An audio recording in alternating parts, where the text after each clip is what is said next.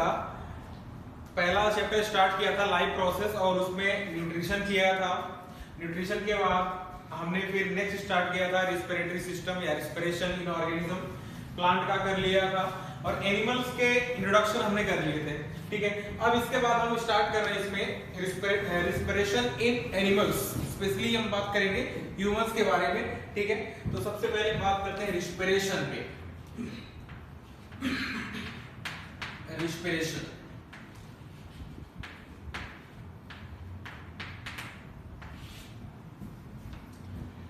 Respiration क्या होता है, हमने इसके बारे में डेफिनेशंस वगैरह काफी चीज बता दी थी, लेकिन यहाँ पे हम एक बार फिर से देखेंगे थोड़ा सा डिफाइन करके कि एक्चुअली रिस्पिरेशन क्या होता है। Respiration is a process in which oxidation of organic substance, a material,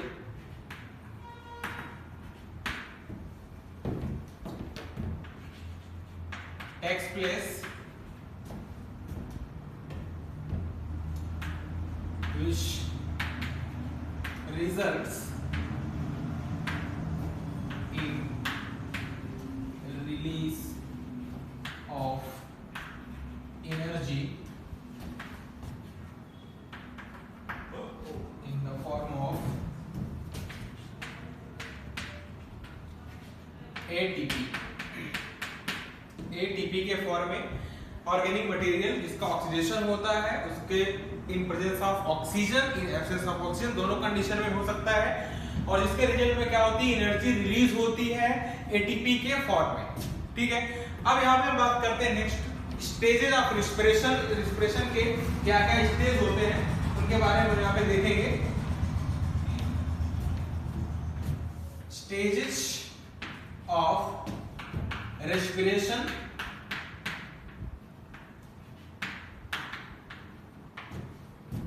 according to G.S. Carter, according to G.S. Carter, there is 3 stage of respiration। यहाँ पे क्या होती है, 3 स्टेज होती है रिस्पिरेशन की। कितनी? 3 स्टेज होती है।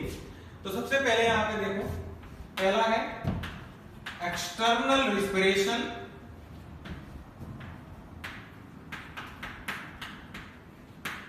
external respiration also called as ventilation। ठीक है, यहां पे क्या होता है, exchange of gases between lungs and environment. क्या होता है, exchange of gases between lungs and environment।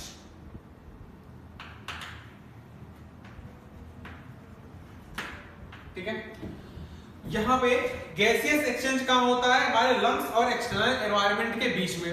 दूसरा हमारे पास रिस्पिरेशन का जो तरीका है, स्टेज है, वो है इंटरनल रिस्पिरेशन। इंटरनल रिस्पिरेशन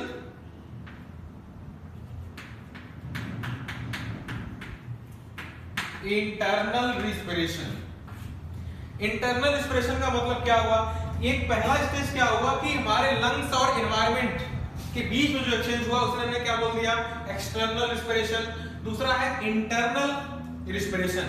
इसमें भी हमारे पास क्या है कि 2 तरीके हो सकते हैं, एक्सचेंज कहां कहां पे होगा। पहला gaseous exchange, gaseous exchange between lungs and blood।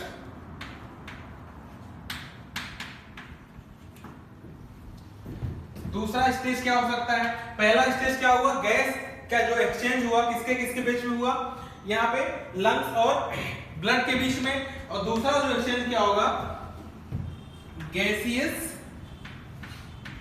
exchange between blood and tissue fluid।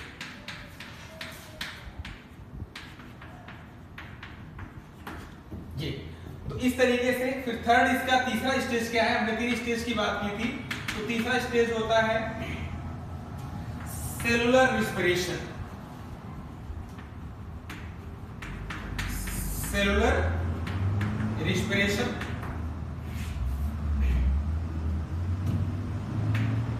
ठीक है। सेलुलर रिस्पिरेशन क्या होता है, सेल के अंदर होता है और एक्चुअल यही साइट है, यही रिस्पिरेशन है जिसमें कि एनर्जी का फॉर्मेशन होता है, ठीक है।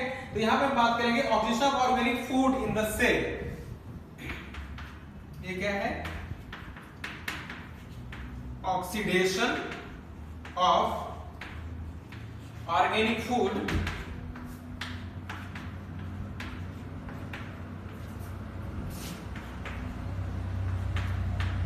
in the shell and release of energy, ठीक है। सेलुलर रिस्पिरेशन तो ये होता है सेल में, सेल के अंदर कहां पे, माइटोकॉन्ड्रिया में होता है, ठीक है। तो इस तरीके से हमने देखा कि यहां पे स्टेज ऑफ रिस्पिरेशन 3 है according to GS Carter. External respiration जहां जिसको हम क्या बोलते हैं, ventilation, exchange of gases between lungs and external environment, पहला स्टेज। दूसरा क्या है, अब जो गैस हमारे पास मान लो प्योर गैस कहां पे आई, लंग्स में आई, उसका एक्सचेंज कहां पे होगा, ब्लड और लंग्स के बीच में, यहां पे। फिर उसका नेक्स्ट स्टेज क्या है, गैसेस एक्सचेंज बिटवीन ब्लड, जो गैस अब ब्लड में गई थी लंग से, अब वो टिश्यू के अंदर जाएगी और टिश्यू से कार्बन डाइऑक्साइड कहा जाएगी, ब्लड में आएगी, फिर उसको ला करके हम लंग्स के सरफेस पे वो रिमूव कर देगी, फिर हम उसको बाहर निकाल देंगे। और सेलुलर रिस्पिरेशन क्या होता है, यही हमारा रियल रिस्पिरेशन है, जिसको कि ऑक्सीडेशन होगा यहाँ पे ऑर्गेनिक फूड का, हमारा जो मटेरियल है उसका यहाँ पे क्या होगा, ऑक्सीडेशन होगा और एनर्जी यहाँ पे रिलीज होगी, ठीक है। अब हम बात करते हैं respiration in human respiratory system. हमने पहले भी पढ़ा हुआ है कि कोई भी टिश्यू या सेल टिश्यू बनाए, फिर टिश्यू ऑर्गन बनाए, ऑर्गन सिस्टम बनाए, जिससे फिर क्या बनता है, पूरा ऑर्गेनिज्म बन जाता है। कोई भी एक पूरा ऑर्गेनिज्म कंप्लीटली फॉर्म हो जाता है, ठीक है। ऑल ऑर्गेनिज्म या all organs, all organs in an animal which are involved in gaseous exchange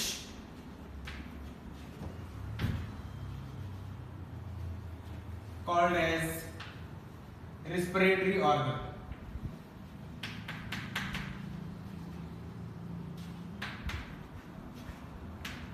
ठीक है। वो सारे ऑर्गन जो क्या होते हैं, गैसियस एक्सचेंज में इन्वॉल्व होते हैं, उनको हम क्या बोलते हैं, रिस्पिरेटरी ऑर्गन बोलते हैं, ठीक है। यहां पे फिर हम बात करते हैं parts of respiratory system in human. कौन कौन से पार्ट्स हैं, पार्ट्स ऑफ रिस्पिरेटरी सिस्टम। हम अकॉर्डिंग फॉर आवर कन्वीनियंस हम क्या करते हैं, इसको 2 पार्ट में डिवाइड कर लेते हैं। तो पार्ट्स ऑफ रिस्पिरेटरी सिस्टम, इसमें हमारे पास पहला जो है सिस्टम या पहला पाथवे क्या है, पहला हमारा इसमें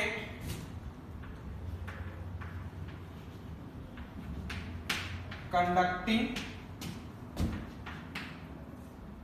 पाथवे,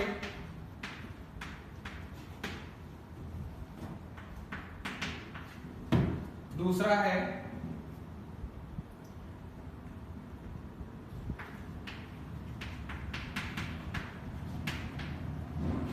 रिस्पिरेटरी जोन, ठीक है। कंडक्टिंग पाथवे जो है इसको हम रिस्पिरेटरी ट्रैक्ट भी बोलते हैं, रिस्पिरेटरी ट्रैक्ट। और रिस्पिरेटरी जोन जो होता है इसको हम क्या बोलते हैं, एक्सचेंज जोनी बोलते हैं।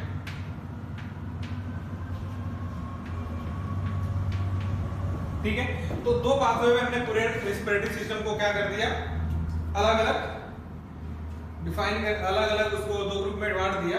ठीक है, अब इसके बाद फिर हम बात करते हैं पहला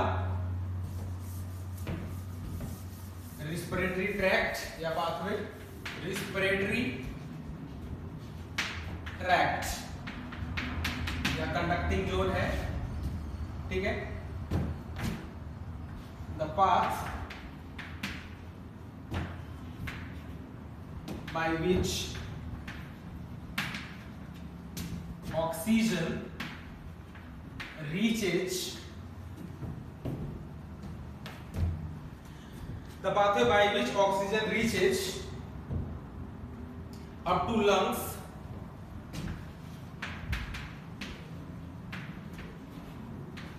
and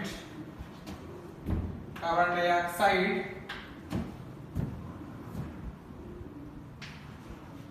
released out। ठीक है, उसको हम क्या बोलते हैं, रिस्पिरेटरी ट्रैक्ट। अब यहां पे बात करें in human respiratory tract, human के केस में रिस्पिरेटरी ट्रैक्ट में क्या क्या इंक्लूड है। सबसे पहले यहां पे हम देखेंगे रिस्पिरेटरी ट्रैक्ट में नोज,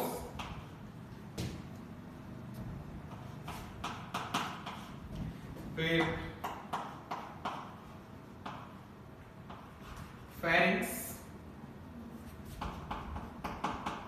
नोज हो गई, फेरिंक्स हो गई, फेरिंक्स के बाद फिर यहाँ पे हमारा जो रेस्पिरेटरी ट्रैक्ट का पाथवे होगा वो होगा लैरिंक्स, लैरिंक्स के बाद फिर ये ओपन होगा कहां पर, ट्रैकिया के अंदर, ये ट्रैकिया में जाएगा। फिर ट्रैकिया जो होंगे आगे फर्दर क्या होंगे, डिवाइड होंगे, जिनको हम क्या बोलेंगे, bronchi.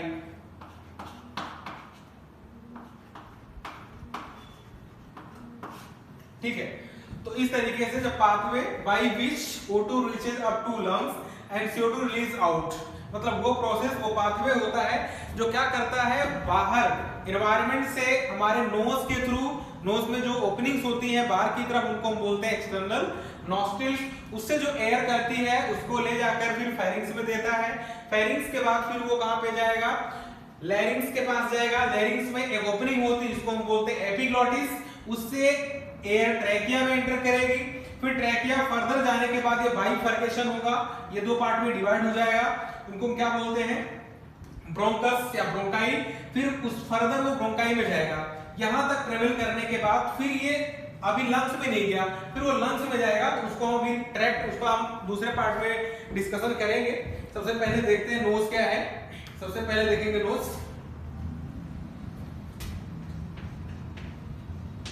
Knows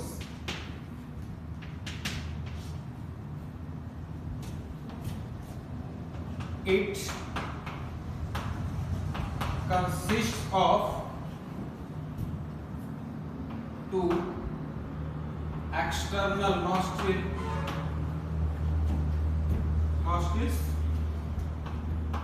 and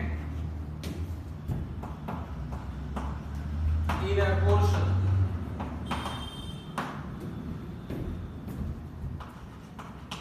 are lined by epithelial cells,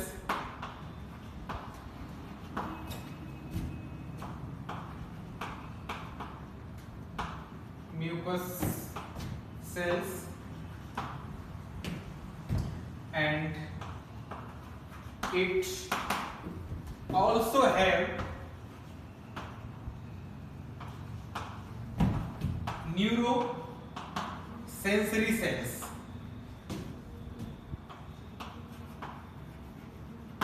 ठीक है, और इसके बाद फिर ये जो फर्दर जो लाइनिंग होती है, हमने बात की कि जो किसका बना होता है, टू एक्सटर्नल नॉस्ट्रिल्स, यहाँ पे लिख लेना, two external nostrils and inner portion या जिसकी इनर लाइनिंग होती है and are lined by epithelium या epithelial cells, mucus cells, and it also have neurosecretory cells, it also have neurosecretory cells. ये जो हमारी सेल्स होती है, सेंसरी सेल्स होती हैं, जहां पे हम किसी भी चीज का स्मेल जो होता है उसको रिकॉग्नाइज कर सकते हैं। और यहाँ पे जो म्यूकस सेल होती है, जो म्यूकस सेल होती हैं, और उस म्यूकस सेल के होने की वजह से वहां का जो मीडियम होता है वो ह्यूमिड होता है, जिसकी वजह से कोई भी डस्ट पार्टिकल्स वगैरह या माइक्रोब जब अंदर जाते हैं तो वहां पे वो ट्रैप हो जाते हैं। और इसलिए यहाँ पे क्या होते हैं, इस लाइनिंग में यहाँ हेयर्स, जो वेस्टिब्यूल होती है, जो नॉस्ट्रिल की वेस्टिब्यूल होती है, उसमें कुछ हेयर्स भी होते हैं, वो भी इस तरह से डस्ट पार्टिकल से प्रोटेक्ट करने का काम करते हैं। ठीक है, अब इसके बाद यहाँ पे हम बात करेंगे, नेक्स्ट पोर्शन है हमारा फेरिंग्स। फेरिंग्स क्या है?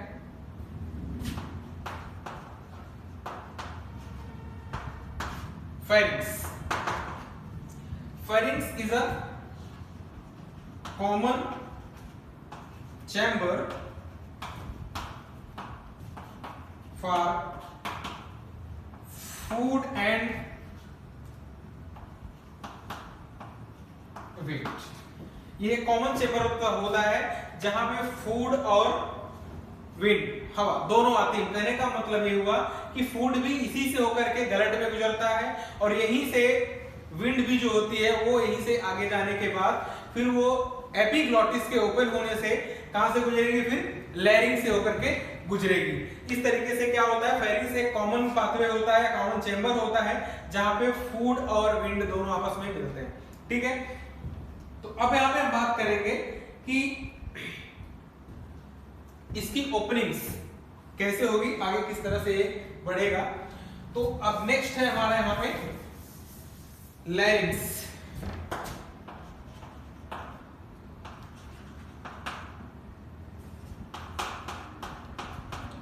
Larynx is also called as voice box। क्या बोलते हैं इसको? वॉइस बॉक्स बोलते हैं। It is modification of anterior part of trachea। Trachea के पहले वाले पोर्शन का क्या होता है, मॉडिफिकेशन होता है, कार्टिलेज का बना हुआ होता है। एंड द ओपनिंग, जो ओपनिंग होती है, opening of larynx guarded by epiglottis.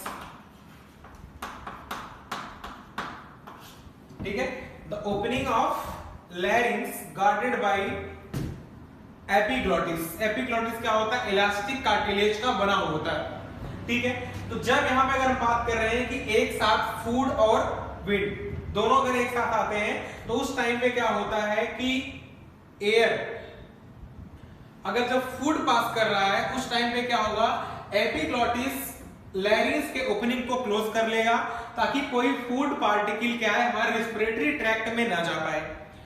ठीक है, लेकिन जब एयर की बात आती है, उस टाइम पे क्या होता है कि ये हमारा लैरिंक्स का ओपनिंग जो है, एपिग्लॉटिस ओपन हो जाता है, और उससे होकर के एयर क्या होती है, अंदर की तरफ पास कर जाती है। ठीक है, अब यहां पे हम बात करेंगे upper salient part of trachea.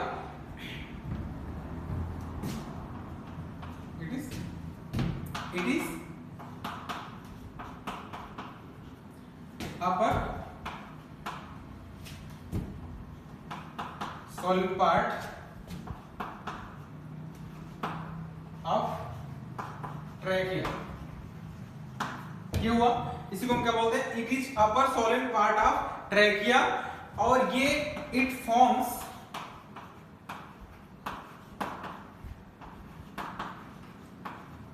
Adam's apple.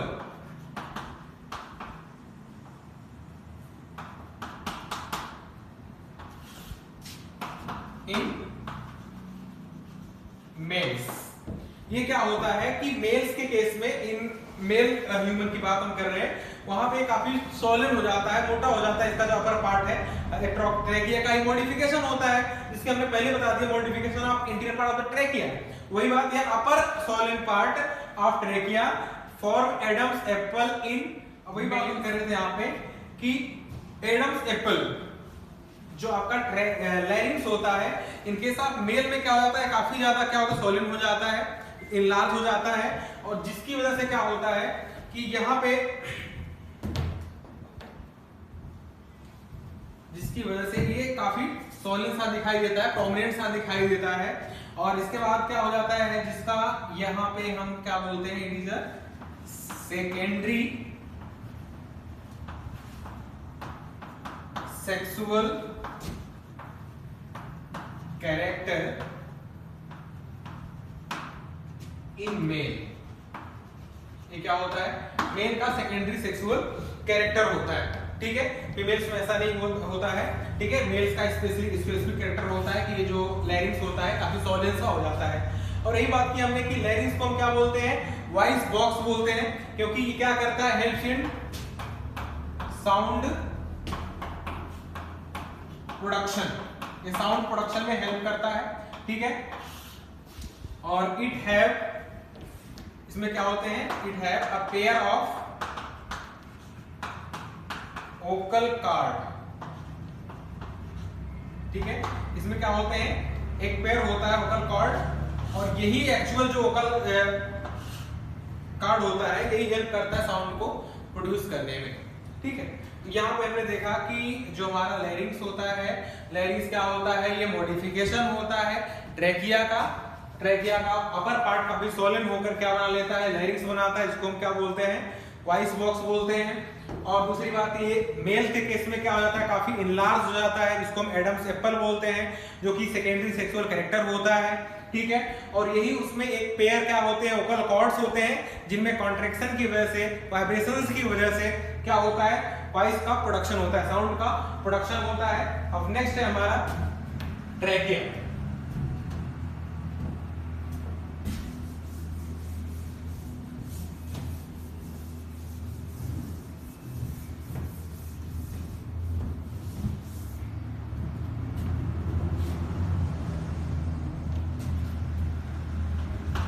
Trachea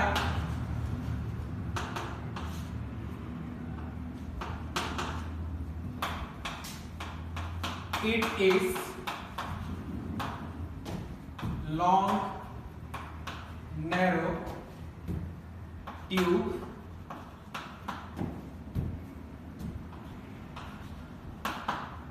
white in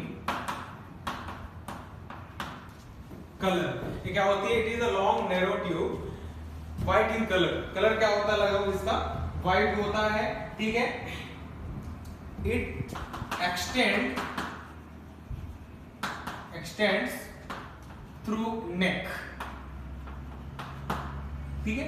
it extends through neck, और यहाँ पे neck से आने के बाद ये फिर क्या होती है, आगे ब्रांच होगी, आगे गुजरने के बाद, and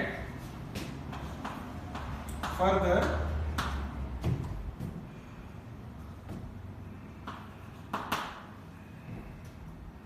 it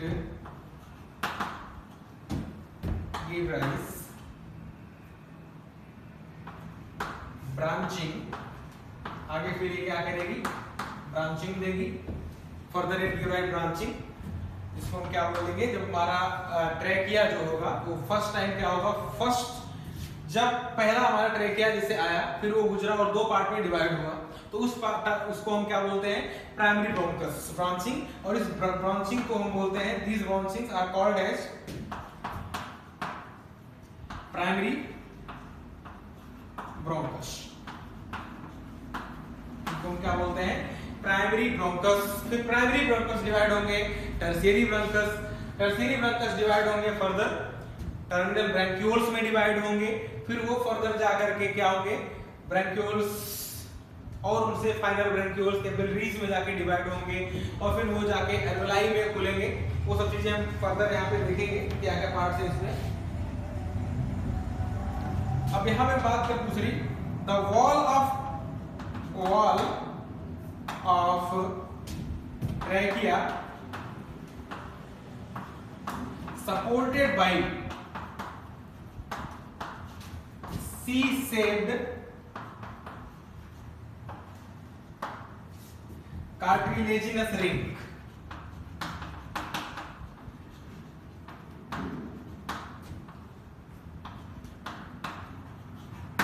ठीक है, जो ट्रेकिया का जो वॉल होता है, ट्रेकिया को जो वॉल होती है वो सी शेप्ड कार्टिलेज के रिंग से क्या होती है, गार्डेड होती है। ठीक है, अब यहीं पे हम अगर बात करें, जैसे हमारा ये ट्रेकिया है तो ये फर्दर क्या होगा, सी शेप आगे की तरफ इस तरह से ज्वाइंट होगा ऐसे, तो सी लाइक स्ट्रक्चर बन गए। ऐसे ही कार्टिलेज से क्या होगा, ये ज्वाइंट होगा। ये हाईलाइन कार्टिलेज होते हैं जो इसको क्या करते हैं, सपोर्ट प्रोवाइड करते हैं ताकि ये ज्यादा एक्सटेंड ना कर पाए या इसमें किसी तरह का मतलब फटे ना। इसलिए क्या होता है, ये ज्यादा प्रेशर को बियर कर सके, इसलिए क्या होते हैं, सी शेप्ड कार्टिलेजिनस रिंग के थ्रू क्या होते हैं, गार्डेड होते हैं। ठीक है, कैसे होते हैं, सी शेप्ड कार्टिलेज के रिंग होते हैं वो जो इसको गार्ड करते हैं। ठीक है, यहां पे फिर हम बात करते हैं प्राइमरी ब्रोंकस, आगे देखेंगे। फिर अब हम बात करते हैं रिस्पिरेटरी ऑर्गन्स को देखेंगे। यहाँ पे जो पहला पोर्शन था वो था रिस्पिरेटरी ट्रैक्ट और दूसरा है यहाँ पे respiratory organ.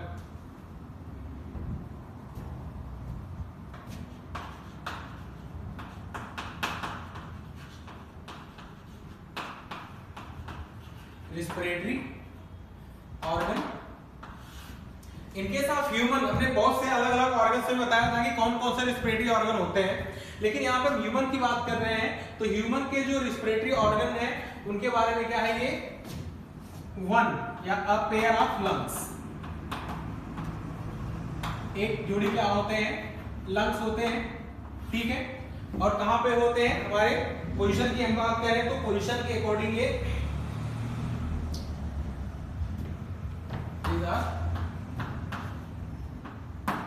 Thin walled elastic क्या होते हैं एंड हाईली डिस्टेंसिबल।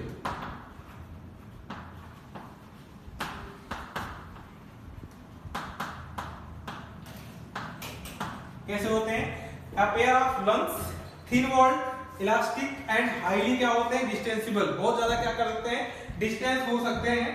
ठीक है, अब यहाँ पे बात कर रहे हैं कि दोनों अगर हम लंग्स के बात यहाँ पे हम देखें तो एक पेयर है, एक राइट है, एक लेफ्ट है। यहाँ पे थोड़ा सा हम देखेंगे किस तरह से स्ट्रक्चर्स होते हैं इनके। तो यहाँ पे इनिशियल फेज से हम बात करें, ये हमारा मतलब ये हमारा स्ट्रक्चर दिख रहा है, ये स्ट्रक्चर हमारा क्या है, एपिग्लॉटिस,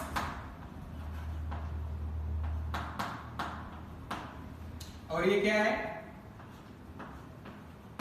लैरिंक्स। एपिग्लॉटिस, लैरिंक्स, इससे क्या निकल रहा है नीचे, ट्रैकिया। ट्रैकिया पे हमने बात की थी कि ट्रैकिया ऊपर क्या होते हैं, कार्टिलेजिनस रिंग होते हैं। ठीक है, ये ट्रैकिया है, ये है सी शेप्ड रिंग्स। कैसे रिंग होते हैं, कार्टिलेजिनस रिंग होते हैं। ठीक है, तो सी शेप्ड कार्टिलेजिनस रिंग्स होते हैं, रिंग हो गए। और ये हमारा क्या है, ट्रैकिया। और अभी हमने बताया कि ट्रैकिया जो होता है एपिग्लॉटिस हुआ, क्योंकि फेरिंग्स, ये फेरिंग्स का फ्लोर जहां होगा वहां से ये लगा होगा। ठीक है, अब ये ट्रैकिया क्या होता है, फर्दर क्या कर जाता है, डिवाइड। फर्दर जब ये डिवाइड करता है तो इसके जो डिवीजन होते हैं, इसकी ब्रांचिंग होती है, जो फर्स्ट टाइम ब्रांचिंग होती है, उस फर्स्ट टाइम ब्रांचिंग को हम क्या बोलते हैं, प्राइमरी ब्रोंकस। क्या बोलते हैं, प्राइमरी ब्रोंकस। और ये भी क्या होते हैं, ये भी कवर्ड होते हैं, सपोर्टेड होते हैं, किसके थ्रू, कार्टिलेजिनस रिंग के थ्रू। इस तरीके से इस पे कार्टिलेज की रिंग होती है। ये फर्दर फिर क्या कर जाएंगे, फर्दर डिवाइड कर जाएंगे। अभी हमने बोला कि यहां पे क्या होगी, इसकी प्राइमरी ब्रोंकस, फिर ये फर्दर डिवाइड कर गया ऐसे, और इसके ऊपर भी क्या है, कार्टिलेजिनस रिंग है, यहां पर भी। ये बन गया प्राइमरी ब्रोंकस, यहां था, अब ये प्राइमरी ब्रोंकस से फिर डिवाइड कर गया तो क्या बन गया ये सेकेंडरी ब्रोंकस, और सेकेंडरी ब्रोंकस जो है ये भी फर्दर डिवाइड करेगा, तो हम इसको फिर क्या बोलेंगे टर्शियरी ब्रोंकस। क्या बोलेंगे टर्शियरी ब्रोंकस, ठीक है। इस तरीके से प्राइमरी ब्रोंकस, टर्शियरी ब्रोंकस। अब ये इस तरीके से फर्दर इनका जो डिवीजन होगा, ये फर्दर डिवीजन होगा इस तरीके से, ये अब डिवाइड हो जाएंगे टर्मिनल ब्रांक्यूल्स में, इसमें टर्मिनल ब्रांक्यूल्स में डिवाइडेड हो जाएंगे इस तरीके से। ये टर्मिनल ब्रोंक्यूल्स, ठीक है, और प्राइमरी ब्रोंक्यूल्स। अब इसके बाद फिर ये फर्दर इनका जो होगा कॉइलिंग होगी, फर्दर ये जाके एल्वेलाई में खुलेंगे, उसके बारे में भी देखेंगे, डिवाइड करेंगे इनके स्ट्रक्चर्स को। अब यहां पे फिर ये एल्वियोलर डक्ट, फिर ये एल्वियोलर डक्ट इस तरह से आने के बाद फर्दर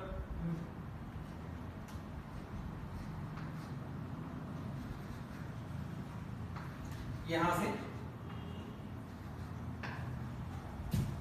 ये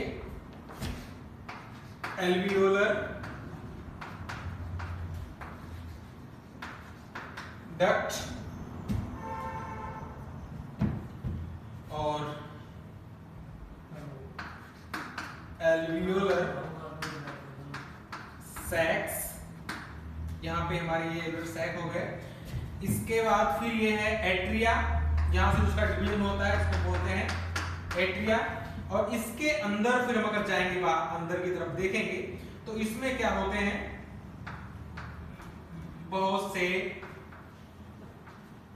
छोटे छोटे क्या होते हैं एल्वियोलाई, क्या होते हैं एल्वियोलाई, इस तरीके से, जो कि हमारा यहाँ पे एक्चुअल प्लेस होता है एक्सचेंज ऑफ गैसेस का। तो ये पूरा हमारा क्या हो गया पाथवे होगा, और इस तरीके से ये पाथवे जो है ये कहां पे होगा लंग्स के अंदर। यहाँ पे जो हमें ट्रैक्ट है, ये जो हमारा इनिशियल ब्रोंक्यूल्स होता है जो स्टार्ट करता है एंटर करना कहां पे लंग्स के अंदर। अब यहाँ पे हम एक अगर डायग्राम के अकॉर्डिंग देखें,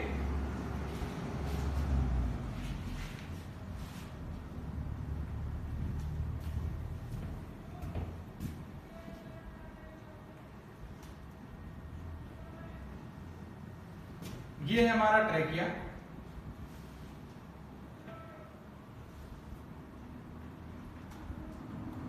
और ये ट्रैकिया फर्दर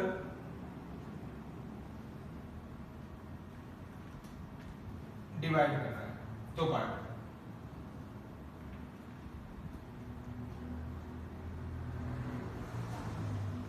ऐसे, ठीक है।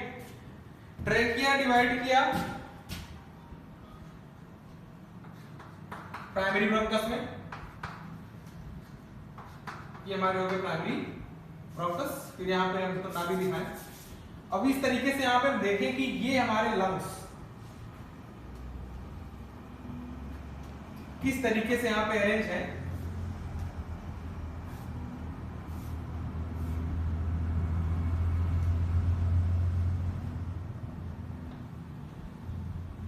ऐसे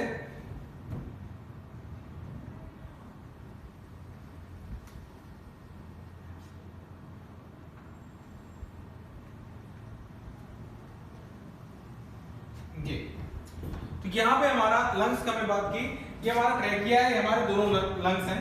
ये हमारा है राइट लंग्स, राइट लंग है, और यहाँ पर ये है हमारा लेफ्ट। तो इसमें दो चीजों का डिफरेंस है कि जो हमारा राइट लंग होता है वो थोड़ा सा साइज में छोटा होता है कंपेरिजन टू लेफ्ट वाला छोटा होता है राइट से। अब यहाँ पे अगर हम बात करें दोनों की, यहाँ दोनों को देखें तो यहाँ पे इनका जो डिवीजन होता है, डिवीजन के अकॉर्डिंग अगर देखें तो ये लंग्स दो चेंबर क्या होते हैं, लेफ्ट में क्या होते हैं 2 लोब, बट राइट में क्या है 3 लोब। तो एलओआई के नंबर भी क्या होंगे, राइट में ज्यादा होंगे, लेफ्ट में क्या होंगे, कम होंगे, और ये कुछ इस तरीके से डिवाइड होगा। ये तो आपका फिशर के अकॉर्डिंग हो गया। और दूसरा यहां पे हम देखेंगे ये कुछ ऐसे और इस तरीके से डिवाइड होगा। कहने का मतलब ये हुआ, इसमें कितने लोग बन गए, 3, 1 2 3, और इसमें कितने बन गए, 2।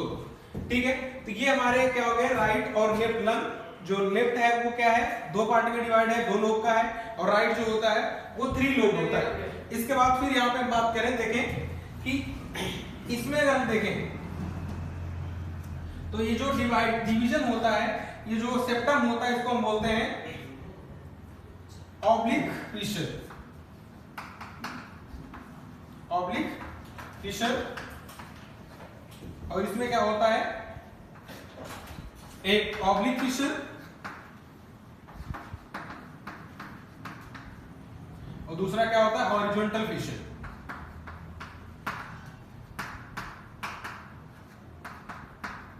Oblique and horizontal fissure. ये हमारे हो गए लंग, लेफ्ट और राइट। इसके बाद फिर फर्दर हम देखते हैं